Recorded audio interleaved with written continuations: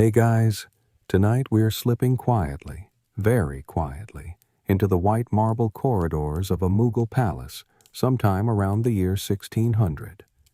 The walls are cool, the air smells faintly of rosewater, and the only sound is the soft sweep of bare feet against polished stone. You are one of the many invisible hands behind the glittering curtain of empire. A servant. And your day begins early. Very early. Actually, you're not so much waking up as being startled into consciousness by a rhythmic boom. The palace drums, giant barrel-like instruments, begin pounding just before dawn. They echo across courtyards, through gardens, and right into your eardrums. It's your version of an alarm clock, except louder, less polite, and significantly more public. Next door, a temple adds its contribution, the deep clang of a brass bell. Welcome to another glorious day of service in one of the most opulent courts the world has ever known. Your sleeping arrangements? A reed mat tucked in a servant corridor, shared with 3 other snoring humans and a cat who absolutely isn't yours, but sleeps on your face anyway. No blanket, no pillow.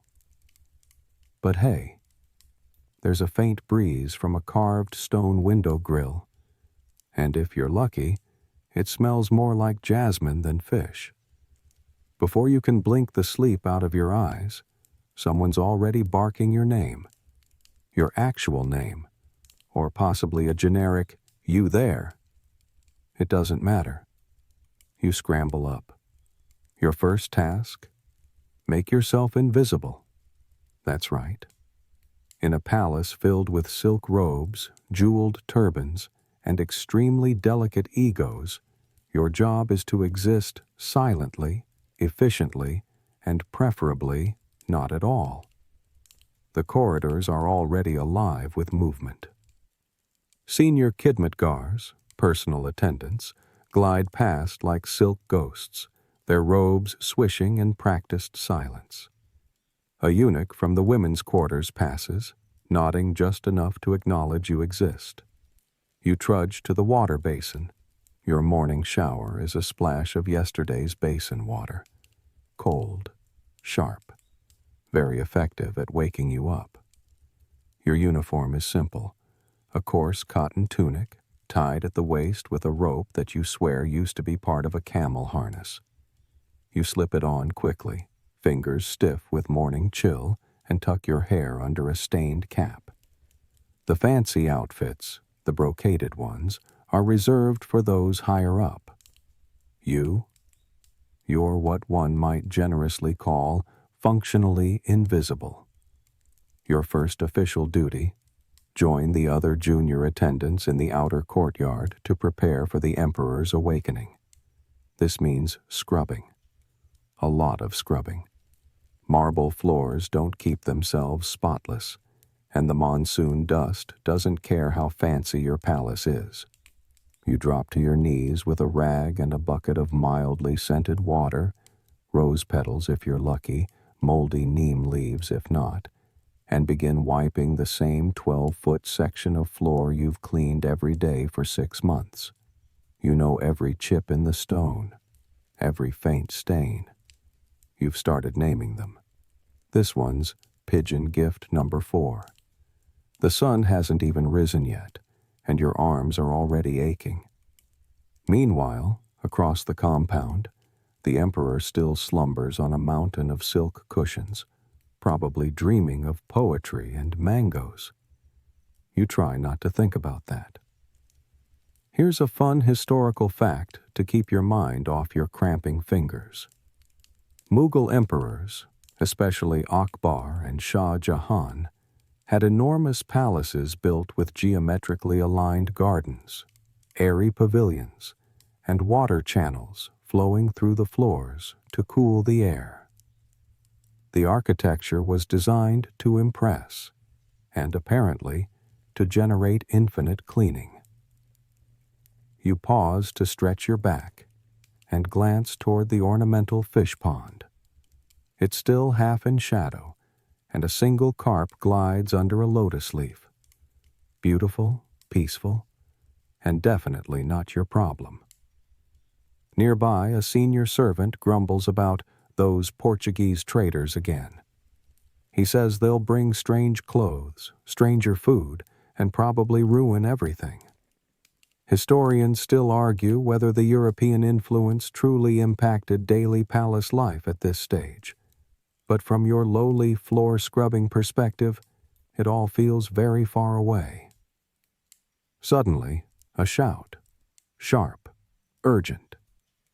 Someone's dropped a gold goblet meant for the emperor's morning lassi. You freeze. No one wants to be near a broken imperial goblet. That's the kind of mistake that gets people reassigned to camel duty. In the desert. You slowly resume scrubbing, eyes down, pretending the floor beneath you is the most fascinating thing in the world. And here's your third little joke of the morning. For all the grandeur around you, ivory inlaid doors, domed ceilings, whispering fountains, you still have to chase after rats. Yes, rats. The fancy kind, apparently, who nibble saffron rice and avoid traps with royal precision. One of them once stole your sandal. You've never forgiven it. As the first light of dawn warms the marble, your section of floor gleams. Someone higher up passes by and nods in approval.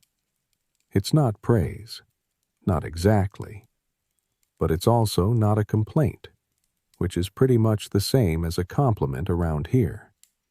You stand up, muscles aching, tunic sticking slightly to your back. The palace is waking up, and you, poor soul, are already on task number 3 of what will probably be 27 today. No one said palace life would be easy, but it's only going to get more interesting from here. The floors are gleaming, your knees are protesting, and the palace is stretching itself awake. That means it's time to move on to your second favorite activity of the day, more cleaning, but now with a side of mild panic. You're assigned to the Hall of Public Audience today, and that means scrubbing the same 50-foot corridor for the 3rd time this week. The Mughal emperors had a serious thing for marble. White marble, red sandstone, polished black slabs, and someone's got to keep it shining like a gemstone. That someone is you. As you trudge toward your post, you pass a fresco of courtly dancers. Their limbs seem to shimmer in the morning light, captured mid-spin in gold and lapis. You mutter under your breath, "Must be nice to be painted instead of sweating." A nearby guard coughs loudly. You bow. Nothing happened. You didn't say a word. The walls, after all, have ears, and sometimes they report back. You arrive in the hall, a vast, echoing space where the emperor will sit on a jeweled throne and dispense justice to nobles, merchants, and peasants. It's a symbol of imperial fairness. But right now, it smells faintly of bird droppings and last night's incense. The peacocks who wander freely through the palace grounds are majestic, yes, but also extremely undisciplined. You get to work with your polishing rag and ground-up brick powder. No chemical polish here, just elbow grease and ancient methods. There's a rhythm to it. Scrub in circles, wipe in lines, buff with the side of your palm. You fall into a trance of sorts.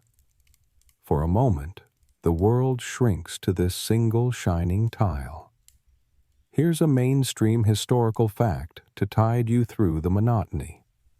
The Mughal Empire during its height under Akbar and Shah Jahan was among the richest and most culturally vibrant empires in the world. They had advanced irrigation, stunning art, and a bureaucracy so complex it made your job look almost simple. Almost. You're joined by another young servant, barefoot, wide-eyed, and new.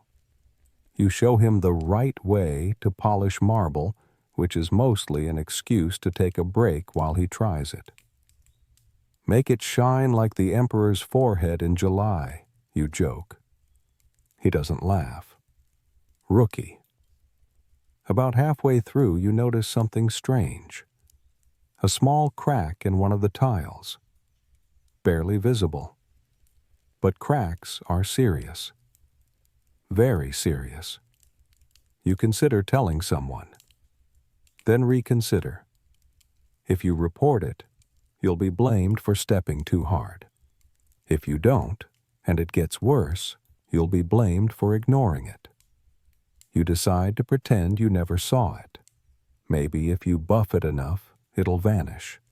Spoiler, it doesn't.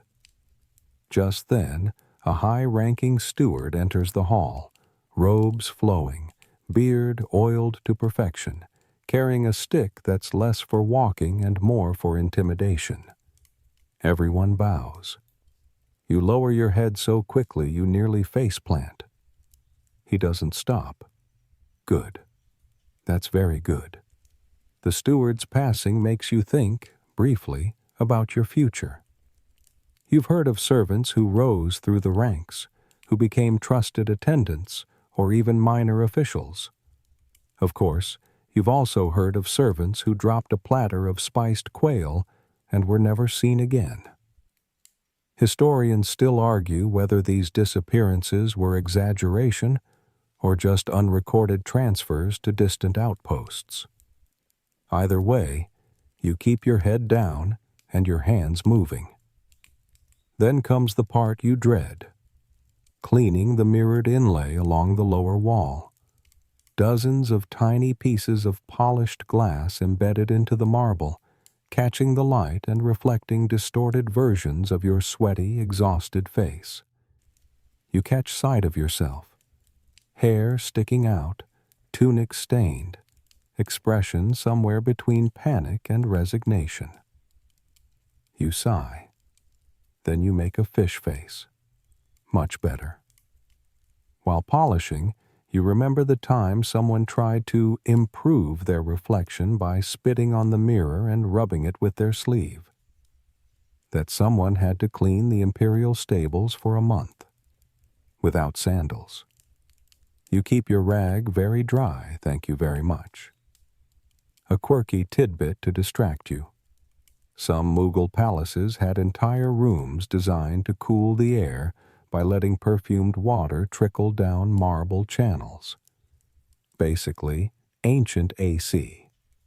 But it only worked if someone constantly refilled the water and adjusted the flow. Guess who that someone usually was? By now, your arms are jelly and your legs are buzzing from crouching. You straighten up with a groan, just in time to hear the deep boom of a distant gong. That's the 5-minute warning before the emperor enters the adjacent garden for his morning walk. And if he sees so much as a smudge on the floor, somebody gets reassigned to geese herding duty. Again. You go over the last stretch twice, then triple-check your work, then lightly fan the floor to evaporate any remaining moisture. You're not supposed to leave streaks. You're not supposed to leave anything, not even a fingerprint. You even check your own feet, just to be sure they're clean enough to walk back over your own work. As you exit the hall, drenched in sweat and marble dust, you allow yourself one brief, dangerous moment of pride. The hall is shimmering. You made that happen. You, the kid from the market quarter. The kid with the patchy beard and an encyclopedic knowledge of floor stains. You don't smile, too risky, but inside, you glow a little. And then, just as you turn the corner, you hear it.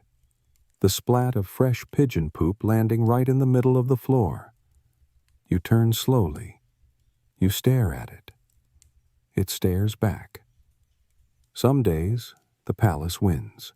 You barely have time to curse the pigeon, silently of course, before someone shoves a wooden tray into your hands and tells you it's breakfast time.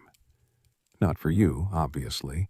You'll get yours later, if there's anything left. This tray is meant for one of the junior courtiers who, from what you can tell, has never lifted anything heavier than a peach. You carry it across the garden courtyard, trying not to let the boiled egg roll off or the chutney slosh onto your tunic. The palace is fully awake now. Courtiers in colorful robes stroll under latticed archways, their sandals soft against the stone. A pair of musicians begin playing something soothing on a sitar, which really only highlights the emptiness in your stomach. It's been hours since you woke up, and your last meal was it yesterday or the day before? Finally, the tray delivered and your hands free, you're herded with the other junior attendants into a shaded back corridor. A pot of lentils steams over a tiny fire. There's a small basket of last night's rice, a handful of hard flatbread, and, if you're lucky, half a pickle no one wanted. You grab a metal bowl, scoop what you can, and squat in a corner to eat in silence. There are no spoons. You use your fingers, careful not to look too eager. Someone's always watching. Here's a mainstream fact to chew on while you chew. The Mughal court operated with a strict hierarchy, not just for nobles, but also among servants. From royal butlers, the darogas, to bathhouse workers, each had specific duties, and crossing the line into someone else's job? Bad idea. Worse than wearing the wrong color turban on a Tuesday. Your flatbread is dry. So dry, in fact, that you snap off a corner and consider using it as a building tool. I bet Shah Jahan used this stuff as cement, you mutter, drawing a laugh from the guy next to you, one of the few moments of joy in your schedule. Just as you're licking the last bit of lentil from your fingers, a bell rings. Not the big ceremonial one, but a small brass handbell. It means you're on moving duty. That's not a real title. It just means someone important is about to walk somewhere, and they want the path clear, the carpet smoothed, and someone holding up the edge of their robe so it doesn't brush against the ground. You scramble up, nearly slipping on your own bowl, and rush to the eastern gallery. A noblewoman is about to move from her chamber to the garden veranda. She's preceded by a eunuch guard, followed by 2 maidservants, a parasol bearer, a perfume sprayer, and a fan waver. You? You're somewhere in the tail end of this procession, holding the tray of rose water in case she wants to dip her fingers. She doesn't. The rule for these moments is simple. Exist without existing. You must anticipate needs without eye contact, offer items without being asked, and definitely never sneeze. One poor soul did that once. Sneezed while the emperor was mid-poetry recital, and he was reassigned to elephant stable sanitation before the last achoo even faded. Speaking of elephants, here's a quirky tidbit. Mughal royal kitchens didn't just feed humans.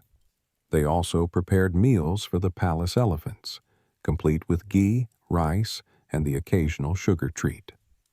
Elephants, after all, were symbols of prestige, and much better fed than most of the staff. Back in the gallery, the noblewoman pauses at a carved screen and gazes into the courtyard. You stand, tray balanced, arms numb, pretending to be a statue.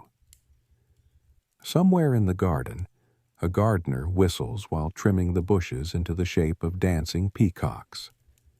You try not to make eye contact with the peacocks. They're rude. Historians still argue whether the Mughal household's complex structure of servants created upward mobility or simply trapped people in invisible roles. You'd lean toward the latter, unless you're one of the lucky few promoted to official attendant. You've heard of one guy who started as a lamplighter and ended up managing an entire wing of the harem. Though, to be fair, he also lost all his teeth by 30. Stress, probably. After the noblewoman finally disappears into her perfumed chambers, you're dismissed with a hand wave so imperceptible you almost miss it. You walk back through the courtyard, where a cluster of guards laugh over a plate of fried sweets. One of them tosses you a piece, a rare treat. You catch it, grin, and immediately inhale it. It tastes like cardamom and victory.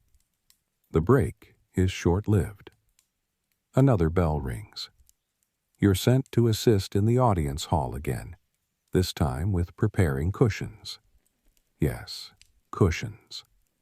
Dozens of them, all embroidered, all extremely fussy. They must be fluffed to just the right firmness, not too soft, or the courtier will think you're mocking his back pain. Not too hard, or he'll think you're calling him fat. You wonder, not for the first time, how many royal decisions were made while someone was shifting awkwardly on a badly fluffed pillow. Maybe an entire trade treaty fell apart over lumbar support. By now, the sun is climbing high, and the stone beneath your feet radiates heat. Your tunic clings.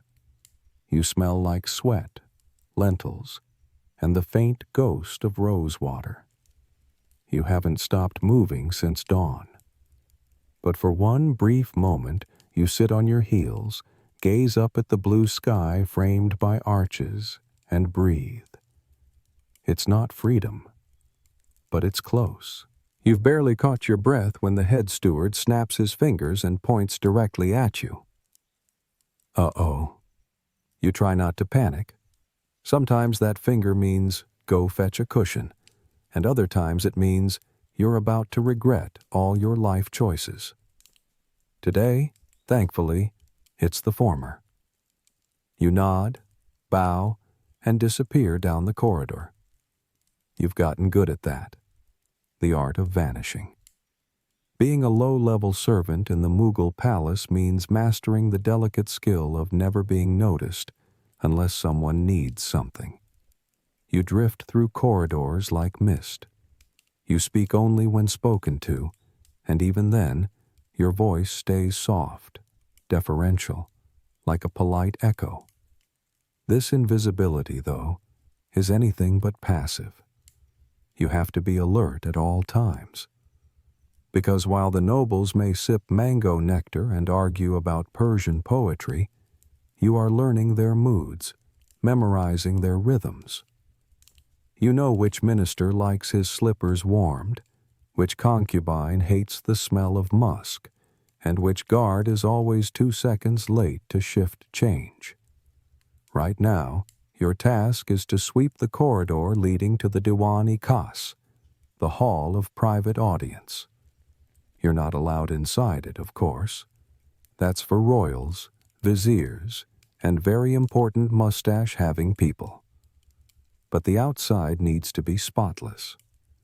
You grab a fan-shaped broom made of palm fibers and begin sweeping, one deliberate stroke at a time. Here's a mainstream fact to keep you company. The Mughal court was famously multicultural.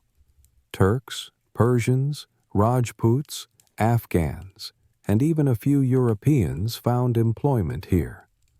The court languages were Persian and, increasingly, Hindustani. You, however, speak the dialect of the kitchen and broom closet, simple, direct, and mostly whispered. As you sweep, 2 noblemen walk past in embroidered silk, arguing about the merits of tulip cultivation. You immediately flatten yourself against the wall, eyes down. One of them drops a silk handkerchief. You pick it up, arms extended, like it's a sacred relic. He takes it without looking. No thank you. Not even a nod. That's good. That means you did it right. There's a fringe theory you once overheard. A cook swore that if a servant made eye contact with the emperor without permission, he could be blinded. That's probably not true. Probably. Still, you've trained your eyes to study toes, slippers, hems of robes, anything but faces. A passing eunuch tosses a curt command over his shoulder. Fresh flowers. Now. You pivot without pause, heading toward the garden court where the florists are at work. You grab a silver basket, well, tarnished bronze, really, and start collecting blossoms, jasmine, marigold, and tuberose. The scent is intoxicating, almost enough to distract you from the swarm of bees attempting to unionize in your hair. By the time you return, the corridor is filled with the low hum of conversation. You move like wind through silk, placing the flower bowl near the fountain, adjusting its position so it catches the light just so. You are never taught these things directly. You learn by watching, by failing quietly, and by copying the senior servants who've perfected the art of controlled perfection. Now comes a tricky moment. A nobleman's cupbearer has gone missing, ran off or passed out, no one's sure. You're pulled in as the emergency replacement. It's not your usual role, which makes this dangerous, but also kind of exciting. You grab the polished ewer, fill it with rose sherbet from the cooling jar, and walk very, very slowly toward the seated courtier. Balance, grace, focus. Do not trip. Do not sneeze. Do not accidentally pour the drink into his lap unless you want to be shipped off to clean pigeon coops in Lahore. You hand him the goblet. He barely glances up. Cold, he mutters, displeased. You bow again and take the drink back. A small boy in a golden vest nudges you and whispers, "He means add ice." You blink. Ice? In this heat? Here's a quirky tidbit to enjoy. The Mughal court sometimes imported snow and ice from the Himalayas, packed into straw-lined caravans, so the elite could enjoy chilled drinks in the Delhi summer. Historians still argue whether this was regular practice or reserved for festival occasions. But either way, it's absurdly luxurious, and absurdly out of reach for you. You dash to the ice cellar, you didn't even know this palace had one, snag a sliver with tongs, and return just in time to cool the drink and restore the courtier's sunny mood. Disaster averted. For now. The hallway quiets.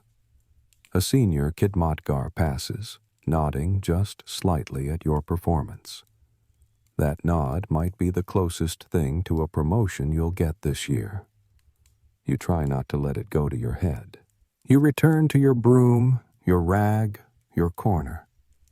A spider crawls out from behind a pillar, regards you with 8 suspicious eyes, and then scuttles off. You kind of envy the spider. At least no one yells at him for stepping in the wrong direction. As you resume your sweeping, you realize you've made it halfway through the day without being scolded, tripped, slapped, or reassigned. In Mughal servant terms, that's called winning. Still, you stay vigilant. There's a reason they call it court, because it's just like a game, high stakes, unpredictable, and someone's always watching. You've made it to midday. but you wouldn't know it from your stomach. It's not growling, it's staging a full rebellion. Unfortunately, it's about to get worse, because now it's time for laundry duty. Not your laundry, of course. You could only be so lucky. No, you're in the imperial washing area, an open-air section near the servant quarters where baskets of soiled garments from noble families arrive by the dozens. Robes, veils, sashes, undergarments, some with very questionable stains, all bundled together in what appears to be a personal attack on your senses. Today's assignment: wash the garments of the emperor's third wife's cousin. You didn't even know the emperor had a third wife's cousin, but here you are. You drag the basket down toward the palace's washing troughs, which are essentially stone basins fed by a small channel of river water. It's not exactly spa-like. In fact, the water smells slightly of goat. You roll up your sleeves, take a breath, and plunge your hands into the cold, gritty flow. First step: beat the fabric on a flat stone slab until it gives up whatever secrets it's holding. That includes perfume, sweat, and, today, a suspicious amount of crushed pomegranate. The cloth fights back. The stain spreads. You sigh. Here's a mainstream historical fact to keep you from weeping into the silk. Mughal palaces employed dozens of washers, dhobis, often grouped by specialty: those who handled fine muslins, those who knew how to starch turbans just so, and those unfortunate souls, like you, who got stuck with undergarments and bedsheets. It was an elaborate, smelly hierarchy. The detergent? Crushed soap nuts, ashes, sometimes tree bark pulp. If you're lucky, a sprinkle of fragrant herbs. If not, you're scrubbing a 200 thread count turban with literal dirt. You take some satisfaction in knowing that a noble will later wear this robe to a poetry reading, completely unaware it was washed in goat-scented water by a teenager with one working thumbnail. Laundry isn't just hard, it's strategic. You have to remember which garments are stiffened, which are dyed with fragile indigo, and which ones are imperial and must never touch the ground. You fumble a red sash for a moment, and it falls just a hair too close to your foot. You freeze. Is that technically the ground? Does a pebble count? You quickly lay it on a clean patch of stone and pray to whichever laundry deity is listening. Next comes rinsing. You dunk the cloth in the second trough and wring it by hand. Twist, twist, shake, twist again. A breeze picks up, and for a moment the palace doesn't smell like hot stone and elbow grease. It smells like soaked jasmine and sun-dried cotton. Almost nice. Almost. You spread the garments across a rope line strung between two pillars. Senior washermen get the higher ropes. You get the bottom one, which also happens to be within tail-whipping distance of the palace cat, who likes to knock freshly cleaned clothing into the dust. You glare at him. He yawns. You lose. A fringe theory you overheard in the kitchens claims that some royal fabrics were so valuable that palace spies counted them before and after each wash, making sure no one accidentally trimmed off a corner. Historians still argue whether this is true or just servant folklore. But you do know someone who lost a fingernail after a robe went missing for half a day.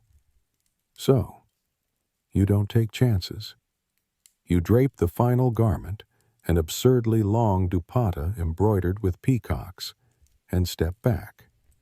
It flutters in the wind, sparkling slightly in the sun.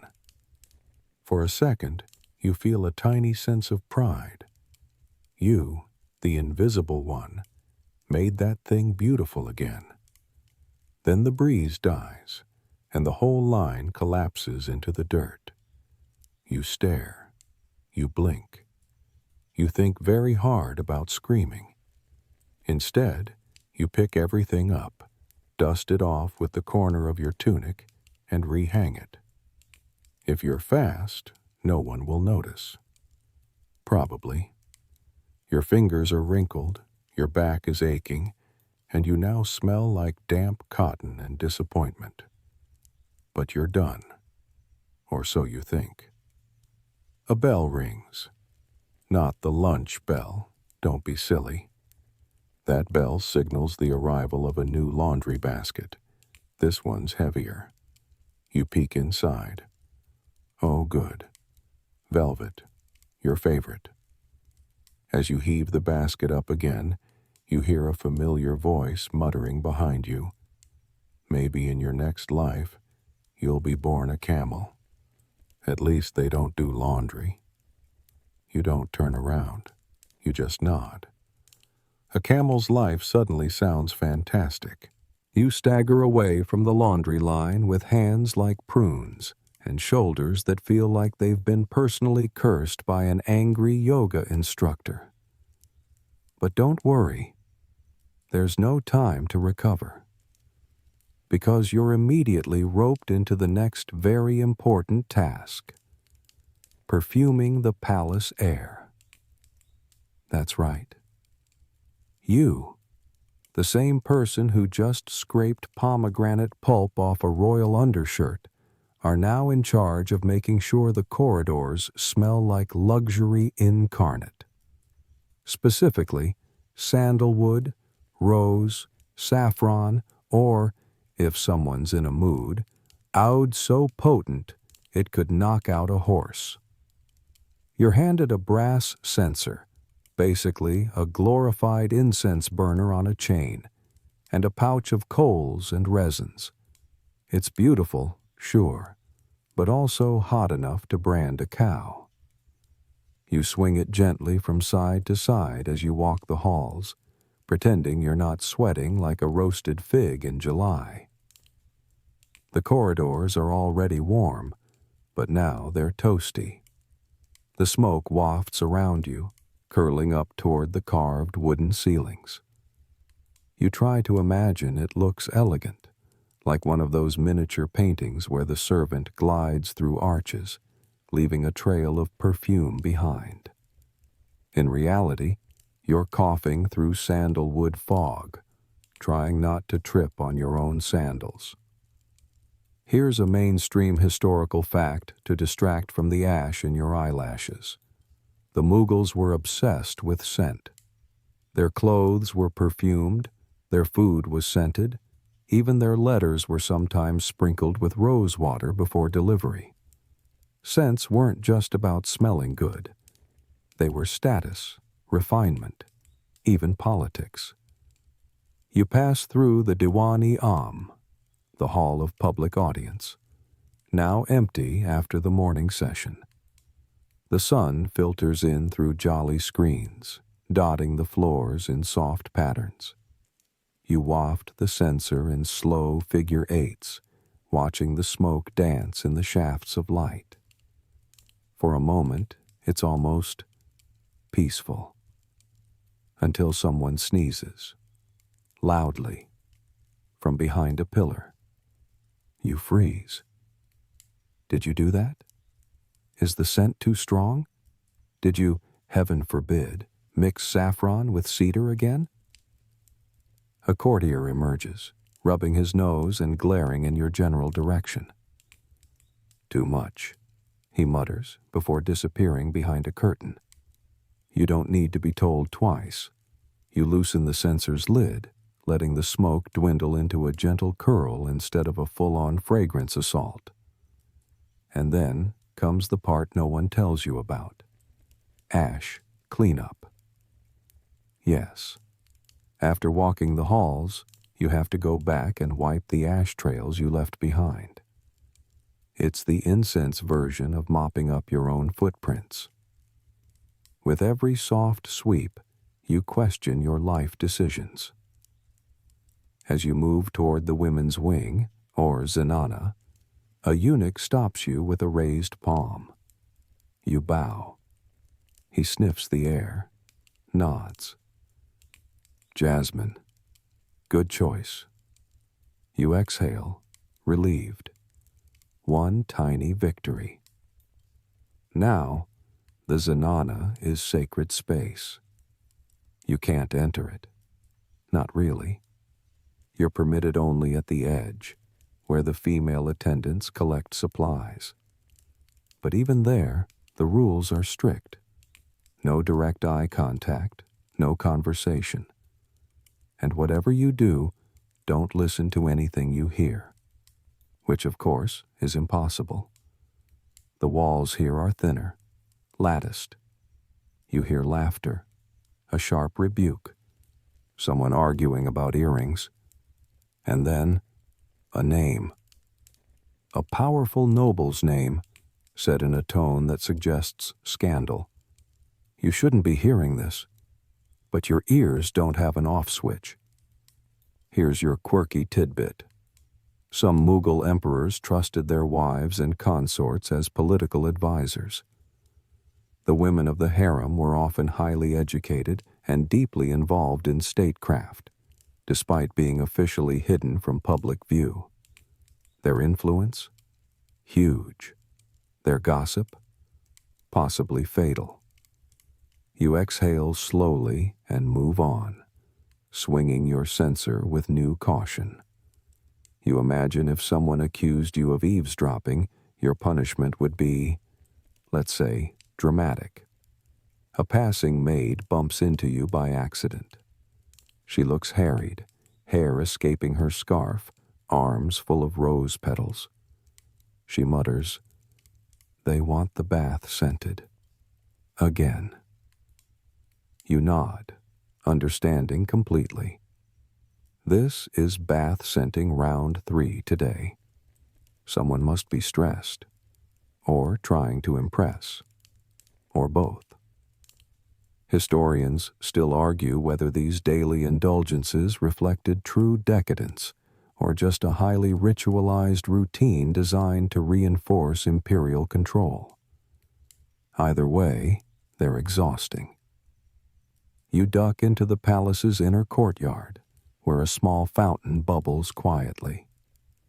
Here, you get a moment to refill the censer, gently tipping in a mix of frankincense and myrrh. You're almost done. Just then, a child runs past, barefoot, giggling, completely unbothered by the rules of silence and invisible labor. You smile, just a little. That kid's probably the son of a noble or a favored attendant's nephew. He's never had to polish marble or scrub velvet in river water, or, oops, there he goes again, nearly knocking your censer into the pond. You catch it just in time.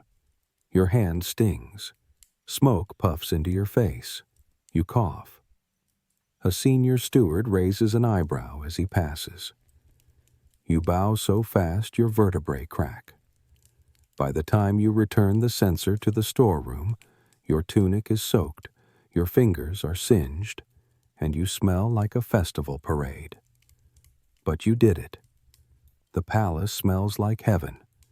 You smell like discounted heaven. But still, progress. And best of all, you're off scent duty. You're about to enjoy a tiny break, maybe even lie down in the shade for a few minutes, when someone calls out your name again. Royal pet duty.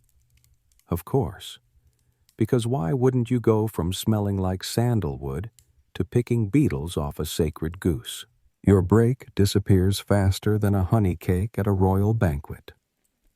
You sigh, adjust your now slightly scorched tunic, and shuffle toward the palace menagerie. Royal pet duty isn't the worst assignment you've ever had. That honor belongs to latrine incense freshener. but it's certainly the strangest. The Mughal emperors had a serious soft spot for animals. Elephants, tigers, monkeys, peacocks, hawks, tortoises, antelope, you name it, someone had named it, and fed it better than you. Today, you're assigned to the emperor's favorite elephant, Surajmukhi, Sunflower. She's enormous, royal, and deeply opinionated. She's already annoyed because she hasn't had her morning bath, which, coincidentally, is now your job. You grab a bucket, a scrub brush made from coconut fibers, and a bowl of scented oil. Yes, scented. Surajmukhi doesn't bathe in just any water. She gets a jasmine rinse and, on special occasions, sandalwood paste between her toes. You approach cautiously. She flaps her ears once. That's your warning. The mahout, her full-time handler, gives you a nod. Don't stand behind her, or under her, or near her tail. Noted. You get to work, splashing cool water over her legs, rubbing gently behind her ears, whispering polite compliments about her trunk. She seems to approve, until you forget to warm the water first. She trumpets so loudly your soul leaves your body for a moment. Here's a mainstream historical fact to ground you. Mughal rulers kept lavish royal stables and menageries. Elephants were symbols of power and were often part of imperial processions. Some emperors, like Akbar, even kept records of their elephants' personalities and battle skills. Yes, battle. Surajmukhi, however, prefers mangoes and naps. You finish her bath, carefully towel her feet with a cloth softer than your bedroll, and step aside as she is led off to receive her afternoon treat. Honey-glazed rice balls and a sugarcane baton. You watch her chew luxuriously. You chew your own lip. It's fine. You're fine. Now you're summoned to check on the aviary. Royal parrots, bright green and unnervingly clever, need their cages cleaned and their diets adjusted. You open one cage and immediately get a stern lecture in Persian from a parrot named Feroza. You're not fluent, but it sounds like he's accusing you of slacking. You scatter pomegranate seeds, refill the water dishes, and wipe down the perches with muslin. One parrot whistles the opening bars of a popular court song. Another mimics the emperor's cough. You stifle a laugh. Then a third one, who's clearly been hanging around the kitchen, starts swearing in Punjabi. Historians still argue whether royal animals were pampered for display or genuinely loved as family. Either way, these birds live better than 80% of the human population, including you. While cleaning a parrot cage, you spot something bizarre: a pair of tiny shoes. Yes, shoes. For a monkey. You ask a passing animal handler about it. Fashion parade, he says, not even looking up. Tomorrow. You don't ask more questions. You're not paid enough to understand Mughal monkey fashion. Next comes a trip to the imperial fish pond. The emperor's prized koi are kept in lotus-covered tanks near the hammam. Your task: remove the algae with a small net, then toss in crushed lotus petals and a spice mix that makes the water more invigorating for the fish. You're not sure what invigorated koi look like, but you do your best. You pause a moment to watch the fish glide beneath the lily pads. The air is warm. The water trickles gently over carved spouts.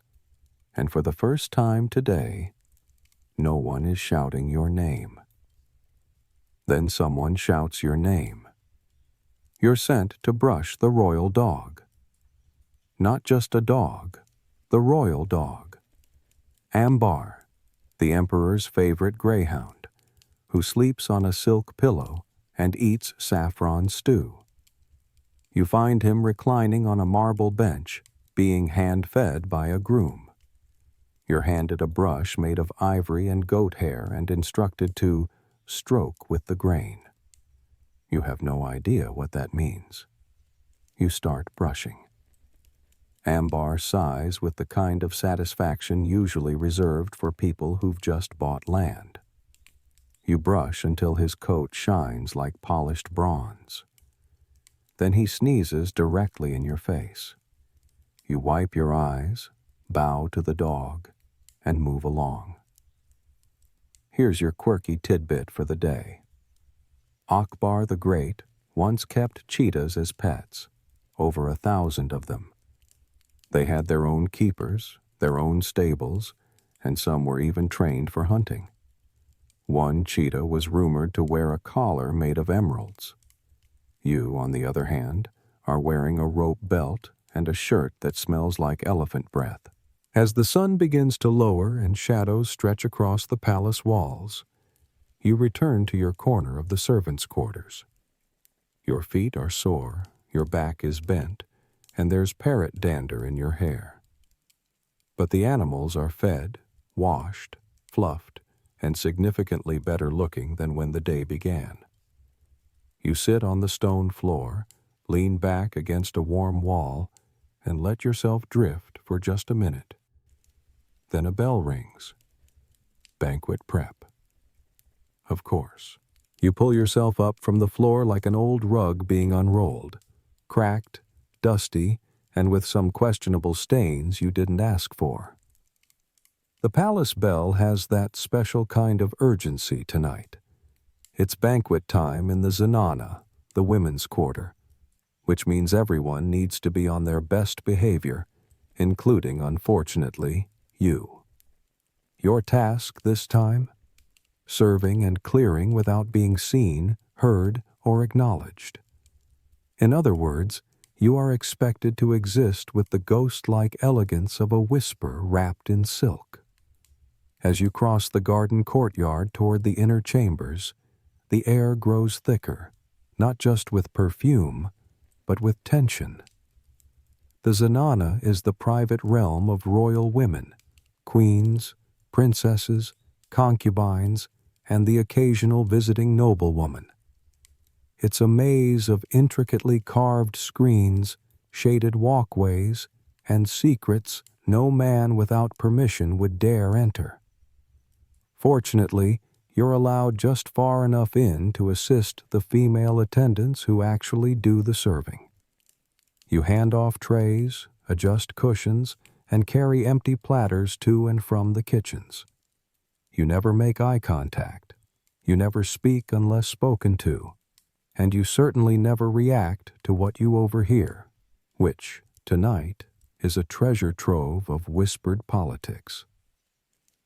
Here's a mainstream historical fact. Mughal harem life was not all lounging and anklets. Many of the women here were educated, politically influential, and connected to the broader workings of the court. Emperor Jahangir's wife, Nur Jahan, for example, effectively ran the empire for years and issued coins in her own name. You slip into the side gallery with a brass tray of pomegranate molasses drinks, eyes down. A veil parts. Someone's slippered foot taps impatiently. You pass the goblets over without glancing up. The room smells like cardamom, rose, and subtle power. And here it comes. The gossip. Two voices, barely above a murmur, are discussing someone's upcoming strategic marriage. You mentally note the names, which you absolutely won't repeat to anyone, except maybe your bunkmate later, in a whisper under the covers. That's the servant economy. News, food, and bedding are all shared equally, even if none of it is fresh. One voice mentions a eunuch who's been watching the wrong hallway, and you feel a chill creep down your back. This is not the kind of thing a junior servant should hear. You quickly shuffle away to collect used bowls, dainty ones, inlaid with silver, now smeared with date paste and pistachio cream. One is cracked. You cradle it like an injured bird, worried someone will blame you. You consider stuffing it into your tunic, but the last guy who tried that had to recite Persian love poetry to a camel for a week. Don't ask. As you bring the dishes to the outer corridor, a passing servant warns you, "Don't go near the fountain." You're about to ask why, but then you hear it. A burst of laughter, sharp and mean. It's the younger concubines again, teasing one of the new girls. The kind of teasing that can turn political fast. You divert your route, hugging the wall, balancing a stack of empty goblets like some sort of medieval waiter juggler. One slips. You catch it. Barely. Your life flashes before your eyes. Mostly marble, soot, and sweaty tunics. Not much to review. Here's a quirky tidbit. Some Mughal royal women trained pet birds to recite poetry, and a few supposedly used them to send secret messages. Imagine being outspied by a parrot in a pearl anklet. As the banquet winds down, a wave of dishes comes flooding back out. Platters stacked high, half-picked bones, melon rinds, syrup-sticky bowls. You and the other assistants load them onto wooden carts and wheel them toward the back kitchens. The corridor smells like a floral explosion crashed into a bakery and never cleaned up. You pause for a moment at a window slit. Through it, you see the moon rising above the domes. A few stars twinkle. Somewhere nearby, a flute is playing. For a second, everything feels quiet. Holy, almost. Like the palace is breathing. Then someone yells, "Where's the silver ladle?" And just like that, it's chaos again. Historians still argue whether the harem's seclusion was empowering or restrictive. From your view, running trays through a gauntlet of whispers, silk, and surveillance, it's both. It's a place of glittering influence and razor-thin margins. You marvel at how anyone survives it without turning into a pearl-studded ghost. Back in the kitchen yard, you rinse the trays in boiling water. One of the older servants snickers. You smell like a sugared goat. You nod solemnly. "She licked me," you say, pointing to the concubine's pet gazelle. It's technically true, and also your new least favorite animal.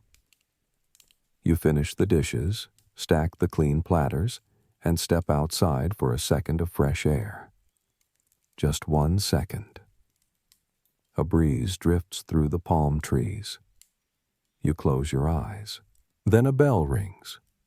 It's him, the steward with the perfect beard and the temper of a rattlesnake. He's calling for a midnight cleaning of the banquet hall. You open your eyes, exhale slowly, stretch your back, and disappear into the shadows once more. You're summoned to the banquet hall just as the heat of the day gives way to a sultry amber dusk. But don't be fooled. Just because the sun is setting doesn't mean your day is. The banquet is over. The nobles have wandered off to nap or plot or both, and now it's time for what palace servants refer to, only among themselves, as the Midday Sweat Parade, 2nd edition. The hall smells like roasted spices, spilt syrup, and expensive perfume layered onto even more expensive sweat. You wrinkle your nose. Not too much, though. Someone might see it and assume you're judging their turmeric intake. The floor is littered with pomegranate rinds, melon seeds, rose petals. bits of saffron-stained bread, and something that looks suspiciously like a misplaced earring or a very shiny raisin. You don't want to know. You grab your broom. Here's a mainstream historical fact to help you cope with the stench. The Mughal court was famous for its extravagant feasts, multi-course affairs with up to 30 different dishes served in a single sitting. These weren't just meals. They were power plays in edible form. Serving rich, elaborate dishes meant showing off imperial might. Cleaning up after them? That just meant having you around. The tiles underfoot are sticky. A faint trail of mango syrup forms a sort of accidental map, leading nowhere good. You kneel, grab a cloth, and start scrubbing. The sugar residue starts gluing your fingers to the rag. You mutter curses in 4 languages, all under your breath, all extremely creative. One of the junior noblemen saunters back in to retrieve his sandal, which he apparently kicked off mid-dessert. You freeze, cloth in hand. He spots you, lifts an eyebrow, and says, "Don't smear the gold paint. It's real." Then he leaves. You look down. The gold paint on the tile is not real. You would bet your last scrap of bread on it. But you nod anyway. Because people like him don't need to be right. Just obeyed. To keep yourself sane, you pretend the tiles are a giant board game and your rag is a player, slowly earning points with every square. When you hit a sticky cluster of mashed figs and cinnamon, you award yourself extra points. You're winning. You're going to the finals. You've just stuck your elbow into honey. You rinse it off in a decorative bowl filled with rose water meant for hand washing. You'll replace it. Maybe, if you remember. Here's your quirky tidbit of the hour. During some royal meals, specific servants were assigned to wave large feather fans to keep the emperor cool, and also to shoo away flies. If they missed a fly and it landed on the emperor's nose, let's just say they didn't stay fan wavers very long. You pause to fan yourself with a scrap of palm leaf. The air is thick with heat and the lingering scent of roasted lamb. Outside, thunder rumbles faintly. Monsoon's coming. You silently pray for rain, not to cool the palace, but to wash the dust off everything you have to scrub. Suddenly, a goblet clatters across the floor. You turn to see 2 fellow servants locked in a silent tug-of-war over it. It's silver, real silver, which means someone will be held accountable if it disappears. You sigh, grab the goblet, and hand it to a nearby steward before either of them gets themselves whipped or reassigned to goose duty. They both mouth, "Thank you," before going back to pretending you're not friends. That's how it works here. Everyone's in competition, but no one says it out loud. Historians still argue whether the rigid social order in Mughal courts created long-term discipline or bred long-term paranoia. From your perspective, it's both. You've developed eyes in the back of your head, and maybe in your elbows too. You scrape the last of the almond paste from the emperor's platter, arrange the cushions back to their ceremonial alignment. Yes, there's a specific pattern. And dust the low ivory table legs with a cloth that used to be white. Somewhere in the process, you discover a whole dried fig under one cushion. You contemplate eating it. You decide against it. Barely. Once everything is spotless and symmetrical, you collapse onto the nearest clean tile. Just for a second. Just long enough to hear your own heartbeat thudding in your ears. You imagine the nobles sipping cardamom milk in their silk hammocks while you melt quietly into the floor. And yet, oddly, you feel something like satisfaction. The hall gleams. The cushions are perfect. No one slipped on the syrup. No one got demoted. You did your job, and you're still here. A bird calls outside. The sky is purple now, deepening with night. A eunuch steps in, nods approvingly, and gestures that you may go. You bow, deeply. Then you rise, bones creaking, muscles protesting, and make your way back to the corridor. You catch your reflection in a polished pillar, sweaty, tired, streak of saffron on your cheek. You look alive. And just as you allow yourself one breath of cool night air, someone shouts your name again. Feast prep round 2. Banquet. This time for the men. Because of course there's another one. You try not to groan out loud. Another feast, this time for the men of the court. Not that you were planning to sleep or anything. That would be far too indulgent. Who needs rest when you can prep 30 dishes you won't get to eat? You follow the call to the imperial kitchens, which occupy an entire wing of the palace. It's chaos. The air is thick with spice, fire, and sweat. Fires roar in massive clay ovens. Pots bubble with gravies of impossible richness. And everywhere you turn, someone's shouting about saffron, spoons, or misplaced skewers. Welcome to Mughal kitchen duty. Your role tonight? Runner. Not the glamorous kind who carries secret scrolls or love letters. You run between stations, fetching ingredients, relaying instructions, and trying very hard not to trip over a goat that is not supposed to be here. First task: retrieve dried rose petals from the spice room. You duck through a low arch into a chamber that smells like every festival rolled into one. Cloves, cinnamon, mace, cardamom, dried ginger, rose, sandalwood. You take one deep breath and nearly sneeze yourself into retirement. You bring the petals back just in time for the chef to toss them into a slow simmering chicken dish with pomegranate seeds. You're pretty sure it's murg musalam, roasted, spiced chicken glazed with gold leaf. Yes, actual gold. You mentally note the ingredients. If you're ever exiled, you'll open a restaurant.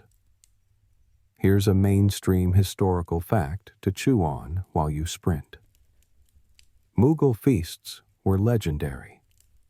The royal court elevated food into an art form, blending Central Asian, Persian, and Indian flavors.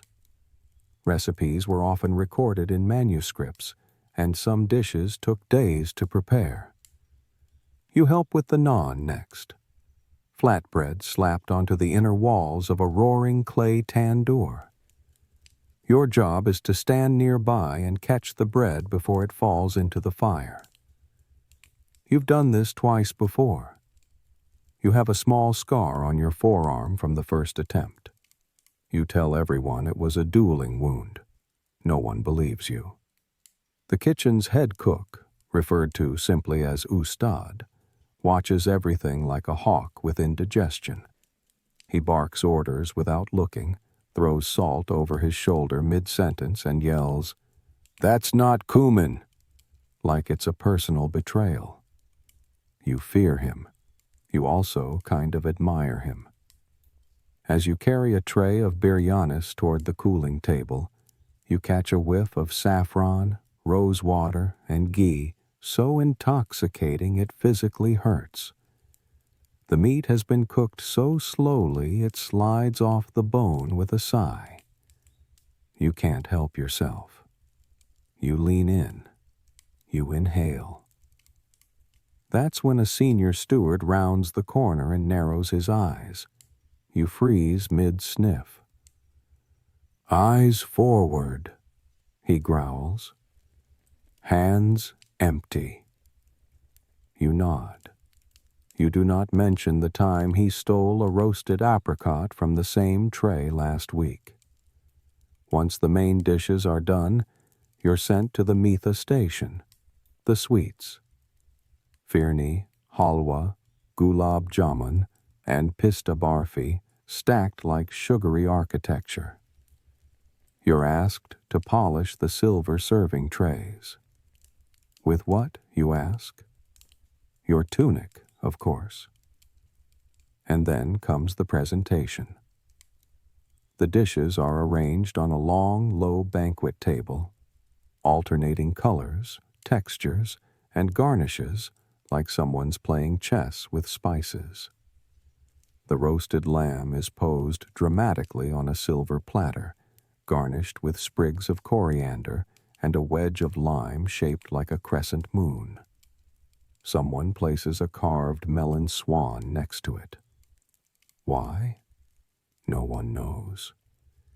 Here's a quirky tidbit. Mughal cooks were trained not only in flavor, but also in aesthetics. Meals were judged on symmetry, color, aroma, and even poetry. Yes, some dishes came with verses written about them. "O custard, thou art softer than a eunuch's sigh." You're not making this up. Your stomach growls so loudly a nearby servant gives you a look. You shake your head. "Just appreciating the art," you whisper. They nod solemnly. You both know that later, if any scraps are left, there will be a mad dash behind the kitchens. Spoonfuls of leftover rice, half-chewed dates, and one glorious spoon of pistachio cream, if you're lucky. The nobles begin arriving. You step back, blend into the walls, try to become furniture. They laugh, recline on cushions, sniff delicately at the dishes. One loudly declares the lamb acceptable. Another demands fig chutney and throws a spoon when it's not warm enough. You flinch, but keep your head down. Historians still argue whether these feasts were sincere celebrations or just elaborate performances of wealth and power. You lean toward the latter. No one needs this many kinds of stew. But then again, if you had gold leaf in your spice rack, you might get dramatic too. After the nobles eat their fill and wander off to digest and debate poetry, the real magic begins. The leftovers. You and the other workers wait, tense, silent, until the steward nods. That's the signal. You rush into the prep area. It's a blur. You grab a corner of naan, a sliver of chicken, half a date soaked in honey. It's the best food you've tasted in weeks. You and the others eat like wolves in absolute silence, broken only by the occasional whispered, "Pass that," or "Don't take the good bit, that's mine." You lick your fingers clean, then realize one's still sticky from syrup. You wipe it on your tunic. Your tunic is now part dessert. Then comes cleanup. You scrape bones into a bin, collect the empty dishes, and stack them into endless towers. You spill gravy on your toes. Again. By the time the kitchen is back to sparkling and the fires are reduced to coals, it's well past midnight. Your eyes ache. Your back screams. You consider laying down on a flour sack and never moving again. But then, just as you sit, a bell rings. You want to cry. Instead, you stand. It's time to sweep the hall. You're so tired your bones feel like they're buzzing. Your feet are no longer attached to your body. They've resigned, written tiny letters of protest, and left you behind. But the banquet's over.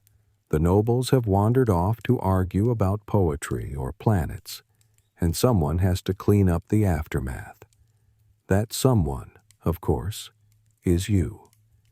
You shuffle back into the banquet hall, arms limp, eyes half closed, broom in hand.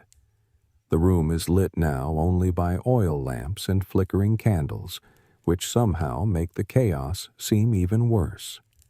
Shadows stretch long across the marble floor, flickering gently over a battlefield of pistachio shells, sticky goblets, crumpled napkins, and date pits flung with careless enthusiasm. There's even a sandal lodged under a cushion like a forgotten relic. You sigh and begin sweeping. Slowly, carefully. Each stroke is a whisper. Swish, swish. You are the wind. A very tired, mango-stained wind. Here's a mainstream historical fact to get you through the next hour. Candles and oil lamps were the primary source of light in Mughal palaces, and maintaining them was a full-time job. There were entire teams of servants, chiragdars, who trimmed wicks, polished lamp glass, and replaced the fragrant oils used to scent the room while providing light. You? You're just trying not to knock one over and set your tunic on fire. A few lamps flicker as you pass. You give them a wide berth. You don't have the energy to be extinguished tonight. You reach for a goblet half filled with some kind of sugary drink. You sniff it cautiously. Definitely fermented. Possibly deliberate. Possibly someone's secret stash. You place it aside. Later, someone important-looking will probably claim it was theirs all along. You stack the dishes into wobbling towers, trying not to think about how many of them are actual silver. You've heard the stories. Servants accused of theft for missing a spoon, a chipped platter, or a misplaced drinking straw carved from jade. You double count everything. Then you count again. And then you whisper, "Not today, spoon demon," just to be safe. One of the musicians left behind a sarangi in the corner. Delicate, stringed, elegant. You resist the urge to pluck it. Just one note. You imagine yourself playing softly in the empty hall, a lullaby for sleeping cushions. You imagine yourself being tackled by 3 guards and reassigned to camel duty. Better not. As you sweep, a mouse scurries past, dragging what looks like a cashew. You both make eye contact. You nod. He nods back. A moment of mutual respect. You're both just trying to survive this place. Here's your quirky tidbit.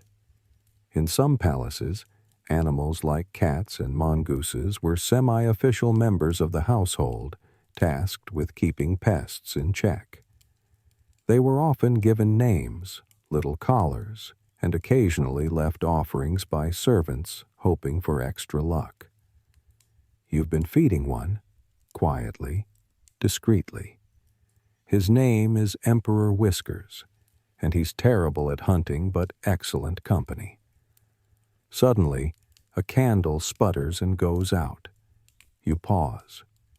The room darkens just a bit. You strain to hear if anyone noticed. Silence. You light it again with a stick from a nearby flame, moving slowly, reverently, as though performing a sacred ritual. In a way, you are. Because if this room isn't perfect by morning, someone's getting reassigned to boiling the Emperor's bathwater. And it won't be the guy who actually dropped the date pit. You dust the cushions, rearrange the bolsters, and plump them up just enough to look inviting, but not like anyone actually used them. It's a very specific, deeply annoying art. Historians still argue whether the relentless perfectionism of Mughal court protocol was a display of discipline or a symptom of imperial micromanagement. From where you're kneeling, pulling pistachio crumbs out of hand-knotted carpet, it feels like both. By the time you finish, the room looks serene, tranquil, as though it hasn't seen a royal brawl over cardamom pudding just 3 hours ago. You stand in the center, take it all in. The flickering light, the glint of polished silver, the faint smell of rose, ghee, and cumin. The exhaustion in your bones. You did it. Then you hear it. Clink. You turn. Someone just knocked over a goblet at the far end. A figure stumbles into the room, hiccups, and waves vaguely in your direction. It's one of the younger nobles, drunk on fig wine and late-night poetry. He looks around, shrugs, and collapses into the cushions like a falling palm tree. You stand there. He's snoring. You sweep around him. One of the other servants whispers, "Do we wake him?" You whisper back, "Do you want to explain to his uncle why he has a curry stain on his forehead?" You both agree to pretend he isn't there. You return to the kitchen to rinse out the last of the glasses. You scrub gently, eyes half closed. Your arms move on autopilot now, as if guided by a higher, curry-scented force. Finally, the last dish is washed, the last cushion arranged, the last date pit banished. You sit on the cool marble outside the hall, barefoot, tunic damp, hands pruny. Somewhere far away, an owl hoots. You look up at the stars. And then someone drops a bowl. The bowl shatters like your will to live, loudly, messily, and right behind you. You don't even flinch. You just sit there for a moment, staring into the middle distance like a philosopher who's seen too many lentils. Eventually, you rise, slowly, like a tragic hero in a play no one bothered to write down. You turn the corner and see the culprit, a terrified junior servant, maybe 13, frozen in place. The remnants of a blue and white ceramic dish, decorated, you note, with tiny birds, are scattered across the hallway floor. You sigh and wordlessly begin to clean it up. The kid watches in mute horror. You don't blame him. One broken bowl can mean kitchen duty for a week. Or worse, polishing doorknobs in the camel stables. You once did that. The camels judged you.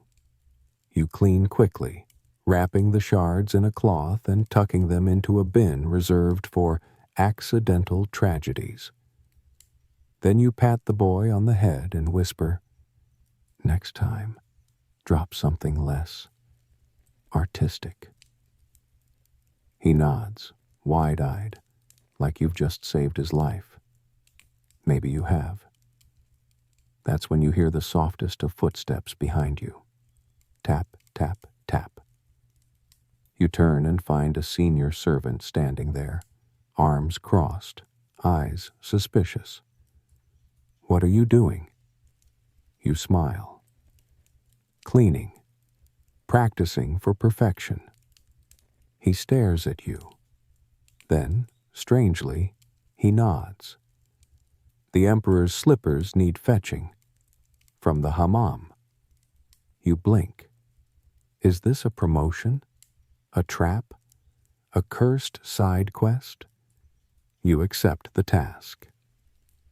The imperial hammam, bathhouse, is located at the far end of the palace, a glowing oasis of steam, soap, and scandal. You've never been allowed inside before, only heard tales from more senior attendants. It's said to be carved from white marble, veined with cooling channels of water, scented with vetiver and rose. Some say just breathing the air in there takes 10 years off your age. You're not convinced. As you approach, the scent hits you first. Herbs, citrus, a hint of sulfur from the spring water piped in underground. A eunuch lets you pass with a wave, eyeing you like a stray sandal that wandered into the wrong room. You step inside. It's stunning. High ceilings curve above you like clouds. The walls are warm to the touch, the floor gently misted. Brass spouts drip with heated water. Lanterns cast flickering light on vapor that hangs in the air like perfume you can walk through. And sitting neatly at the edge of a polished marble bench are the emperor's slippers. They're embroidered, with pearls, on the toes. You approach as if they might vanish. You gently pick them up, holding them like they're sacred relics. They're surprisingly light, and they smell faintly of rose water and power. On your way out, you pass a stack of scented towels, neatly folded. You run your finger along the embroidery, gold thread. You wonder what it's like to be so rich. Your towels are worth more than your entire life. Here's a mainstream historical fact. Mughal emperors were obsessed with cleanliness. Bathing was not only a religious and hygienic ritual, but also a royal performance. The palace baths were masterpieces of architecture, part wellness spa, part throne room, part rumor mill. You deliver the slippers to the senior servant without a word. He raises an eyebrow, inspects them like a jeweler might inspect a rare diamond, and grunts in approval. Then, to your astonishment, he hands you something. A single silver coin. You stare at it like it might be enchanted. Here's a quirky tidbit. Though rare, Mughal servants were occasionally rewarded for quiet excellence. It didn't happen often. But when it did, the story was passed around for weeks, embellished every time. You've just become that story. Tomorrow, someone will swear the emperor himself tossed you a gold ring. And you won't correct them. You tuck the coin into your sash, walking just a little taller. But palace life has no time for sentiment. Almost immediately, you're called to assist with the evening bedding arrangements in the guest wing. Time to fluff cushions, unroll silk bedding, and set mosquito netting with surgical precision. You plump each pillow with care, knowing full well someone will complain. It's either too soft, too hard, too arrogant, or possibly cursed. As you pull the netting tight, a guest enters the room and throws his sandals near your head without a second glance. You don't react. You retrieve them and place them beside the bed, perfectly aligned. One day, you'll write a book called The Art of Quiet Fury, Sandal Edition. As you slip out of the room, another servant grabs your arm. "Quick," she whispers. "Slipper emergency." Of course. Apparently, a concubine's favorite slippers have gone missing. It's a crisis. You help scour 3 courtyards, a garden, and the servants' hall before someone finds them. Inside a basket of flower petals. How did they get there? No one knows. You blame the monkey. Historians still argue whether the palace's day-to-day chaos was kept under control by well-oiled systems or by the sheer willpower of its lower staff. Tonight, you know the answer. It's you. You're the system. As the lamps are dimmed and the corridors begin to quiet, you find yourself once again outside, under the stars. You lean against a column, breath fogging faintly in the cooling air. You still smell like rose water and ash. One toe is sticky from syrup. But your coin is real. You survived the day. Then a guard walks by and says, "They need someone in the kitchens. The jaggery syrup boiled over." You don't move. He stares. You stare back. Finally, you sigh and start walking. You head back to the kitchens like a soldier returning to the battlefield, exhausted, sticky, and questioning every life decision that led you to this moment. The moon is high, throwing silver across the tiled roofs. Somewhere nearby, a peacock screams into the night like it just stepped on a thumbtack. You try not to take it personally. Inside the kitchen, the air is thick and sweet, too sweet. The jaggery syrup pot has boiled over and cooled into a lava field of golden goo. It's spread across the stone stove, down the side of the fire pit, and onto the floor in sticky, glistening rivers. You're handed a rag, a bucket of warm water, and a warning. Do not let that syrup harden. You nod. You've cleaned worse. You once scrubbed saffron vomit off a silk curtain after a noble ate 15 mangoes in one sitting. That day lives in your nightmares. You get to work, hands diving into the warm syrup with a squelch. You're basically candied now. An exhausted, underpaid sweetmeat in human form. Every time you scrub a patch clean, another glob seems to appear. It's like the syrup is fighting back. Here's a mainstream historical fact to soften the sugar-coated blow. Jaggery, unrefined cane sugar, was a staple in Mughal cuisine. It sweetened everything from rice dishes to sherbets, and even medicinal tonics. Emperors loved it. Servants, not so much. You finally clear the floor, but the pot itself is another beast. It's coated in a caramel crust that would laugh in the face of fire. You tap it with the ladle. Solid. You soak it, scrape it, whisper prayers to the kitchen gods. Eventually, it gives way with a satisfying crack. Victory. You exhale and realize your palms are now glued to the ladle. As you pry yourself free, the kitchen cat leaps onto the counter and licks a syrup puddle. You warn him, "Your teeth will fall out."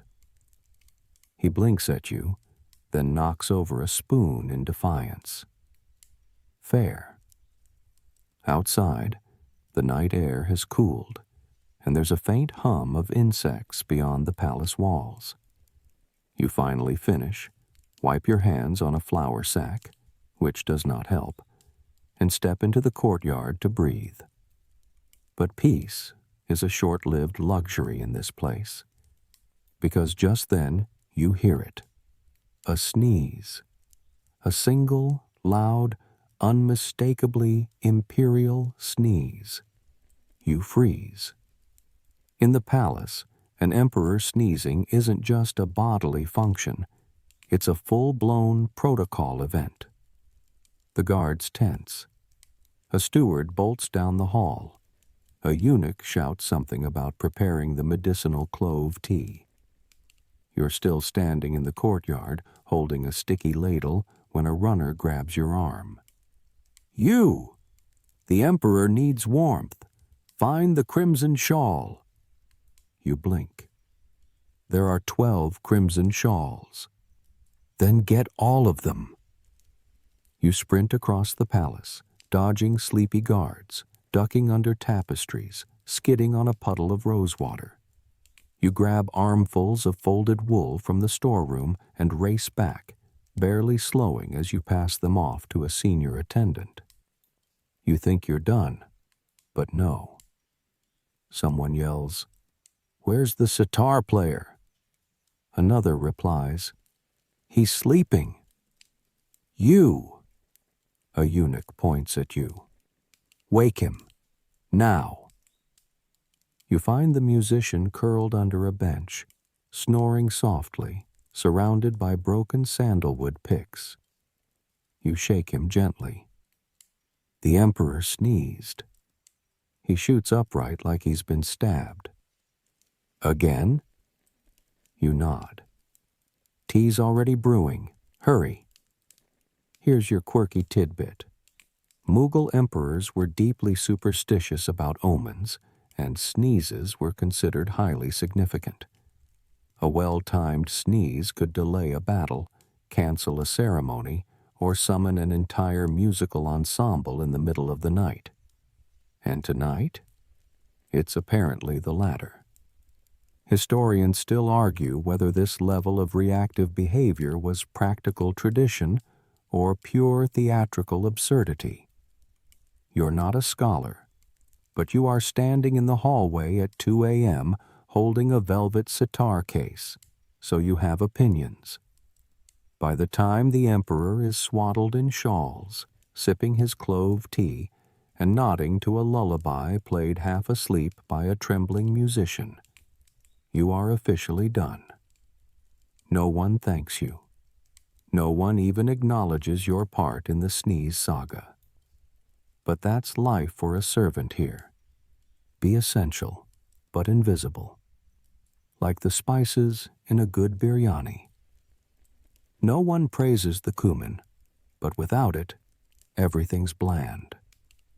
You drag yourself toward the servant quarters, feet dragging like sleds, tunic now permanently embedded with sugar and soot. And just before you lie down, you remember to check.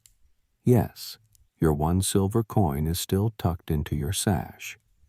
You smile, just a little. Then you collapse onto your mat and close your eyes, and immediately get elbowed by the cat. You're not entirely sure when sleep found you. Maybe it was during the sitar solo. Maybe somewhere between your 4th mop stroke and your 3rd sugar-induced hallucination. But you do remember the dream. Velvet slippers, mangoes on silver plates, and a room where no one ever calls your name. It was beautiful. It was also short. Because the moment you finally slide into the buttery embrace of real sleep, face smooshed against your rolled-up shawl, cat on your ribs like an entitled prince, the drums begin again. Boom, boom, boom. You groan. The start of another day. Except it isn't, quite. Because today, you're not doing floor duty, or pet duty, or syrup duty, you hope. No, today you've been summoned to assist a senior kidmatkar, a personal attendant to a minor noble.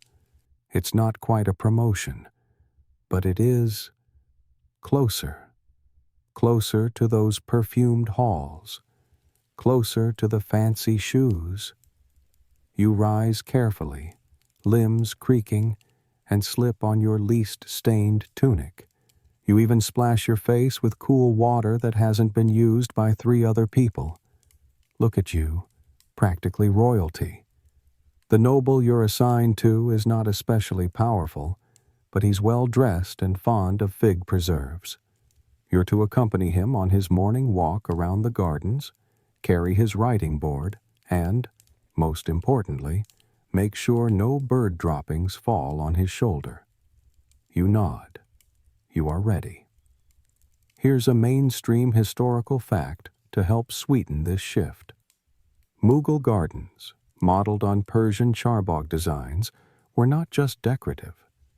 They were deeply symbolic, representations of paradise on earth, divided into quadrants with flowing water, shade, and fruit trees. The emperors walked in them, prayed in them, napped under them, and yes, composed very dramatic poetry. You follow your noble through one of these, a maze of orange trees and lotus ponds, dragonflies darting above the water. He stops occasionally to adjust his sash or compose verses aloud. You murmur approvingly. Yes, my lord. Very rhymed, very metaphysical. When he pauses to sit, he has you unroll his writing board. You gently lower it onto a cushion. He plucks a reed pen from his belt and begins scribbling something about the tragic dignity of fish. Meanwhile, you scan the skies for pigeons. As he writes, you sneak a glance at his shoes. Soft leather, deep red, embroidered. Not pearls, but close. Someday, you think. Someday I'll wear shoes like that and order someone else to chase parrots. But for now, you swat a bug off his turban and pretend it's an honor. The walk ends. He tosses you a scrap of apricot, which you catch mid-air like a dog. You chew it with pride. Progress.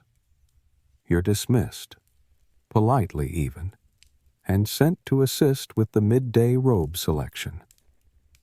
Yes, apparently, nobles don't pick their own clothes. That's what you are for now. You head to the wardrobe hall, where racks of garments hang like museum pieces. Silks, muslins, velvets, colors that shouldn't exist, embroidery that glitters. One robe has tiny birds stitched into the sleeves. Actual birds might be jealous. You're told to arrange 3 options based on the weather, humid, the schedule, light lounging and late gossip, and the noble's mood, mildly poetic. You do so with the care of a jeweler arranging royal rubies. You even spritz one robe with rose water before stepping back. A steward nods. Good. Then, softer. You've got the eye. You pretend not to melt into a puddle of joy. Here's a quirky tidbit. Some Mughal nobles wore color-coded outfits to match the planetary calendar. Greens for Venus, whites for the moon, reds for Mars. There's a rumor that one noble blamed his ulcer on wearing Saturn blue on a Thursday. You don't judge. You've seen stranger things in the laundry. Later that evening, you're asked to bring chilled water to the same noble. He thanks you. He thanks you. You walk away stunned, clutching the empty goblet like a relic. Back in the hallway, a fellow servant catches your dazed expression. What happened? He asks. He said thank you. The other servant gasps. You're cursed. No, I think I'm promoted. He squints. Same thing. You both laugh. Quietly. Too loudly, and someone might revoke your fig privileges. Historians still argue whether life in the Mughal servant class allowed for mobility, or whether every small gain was just another form of carefully controlled illusion. But today, standing in shoes that don't squish and holding a coin in your pocket and a thank you in your ear, it doesn't feel like illusion. It feels like a crack in the marble, a small one, but real. You return to your quarters that night and sit on the steps. The moonlight catches the edge of your coin. The breeze smells like tuberose and clean cotton. The cat crawls onto your lap and bites your arm. You smile. Tomorrow will be ridiculous again. There will be spilled syrup and peacock tantrums and sandal politics. But for tonight, you're dreaming of velvet shoes. You wake before the drums today. For once, it's not a summons that rips you from sleep. It's the silence. That peculiar hush just before dawn, when the entire palace holds its breath. You sit up slowly, expecting the usual groaning muscles and the stiff complaint of your knees. But this morning feels different. Not easier, not lighter, just clearer. You step out into the corridor. The air is still cool, the sky still more violet than blue. A few other servants stir in the shadows, silent, soft-footed ghosts like yourself. No one speaks. You all have the same thought. If we're lucky, we'll get through today without a scene involving soup and a monkey. You're sent to the southern wing, near the guest pavilions, where the foreign envoys are housed. They've requested an early breakfast, and guess who gets to fetch the candied almonds? You. Again. Still, you're getting good at this. Your hands know the weight of porcelain trays. Your feet know which step near the fountain creaks. Your body moves with the tired precision of someone who's made peace with the fact that you'll probably spend most of your life delivering lukewarm tea to people who won't remember your name. As you pass a courtyard, a noblewoman's veil flutters past a carved screen. She's humming a tune that's been floating around the palace all week, something about mangoes and moonlight. It's catchy. You hum it too, under your breath, while you balance the tray. Here's a mainstream historical fact to carry in your mental satchel today. The Mughal court was not isolated from the outside world. Ambassadors came from Persia, Central Asia, even Europe. Jesuits dined with emperors. Ottoman traders debated horoscopes with Indian mystics. It was a swirl of languages, silks, spices, and servants making it all work behind the scenes.